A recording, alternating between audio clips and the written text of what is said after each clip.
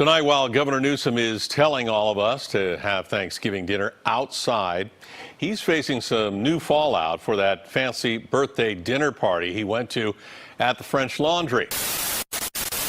I know everybody's imperfect, and I don't expect him to be, but at this time, he really needed to step up and be that example for us. He's implemented rules that we would gladly follow, but I don't think he's setting the best example. I think it's highly hypocritical of him. When the governor issued his apology on Monday, he described the dinner as outdoors. It was in Napa, which was in the orange status, relatively loose compared to some other counties. It was to be an outdoor restaurant. But the photo appears to show the dinner being mostly indoors, with sliding glass doors opened up for air. The woman we spoke with says at one point those doors were closed because of noise complaints about the group. She says the scene was hypocritical. It was a very large group of people and shoulder to shoulder, something that he's always telling us not to do. So, yeah, it was a bit annoying for sure. I hate that. Do as I say, not as I do. I've always hated that. You got to be a good example. If you want folks to follow the rules, you should definitely be setting the example by following the rules. The governor, too, spotted not following his own social distancing guidelines. CBS 13 obtained photos of the governor, his wife, and lobbyists from the California Medical Association at the French Laundry in Yountville earlier this month.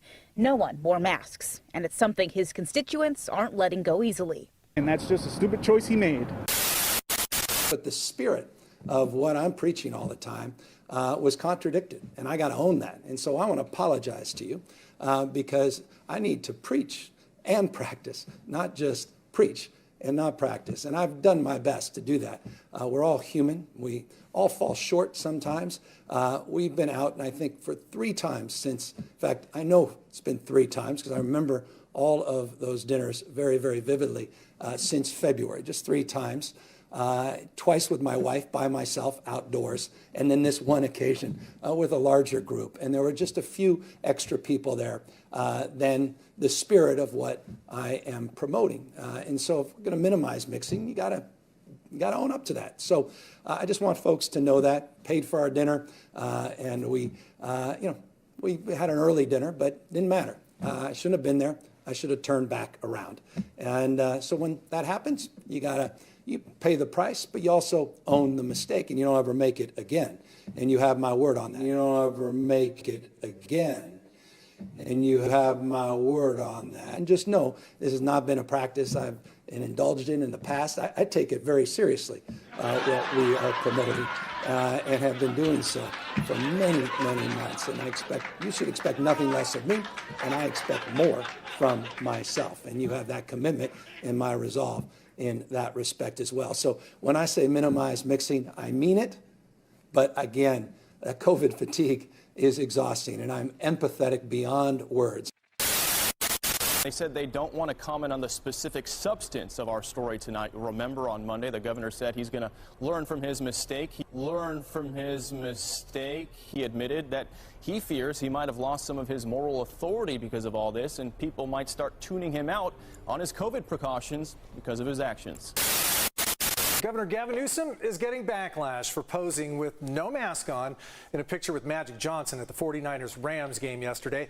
The rest of the state is under an indoor mask mandate, and the stadium itself does have mask rules in place. This is the second high-profile time in which Governor Gavin Newsom is seen defying his own rules. The last time at the French Laundry, that's what really set off the recall. Yesterday, Governor Gavin Newsom said that it was Magic Johnson who asked him to take a photo, and that's when he took off his mask for just 1 second. But Heather and Carlo, the videos and pictures surfacing today paint a very different story.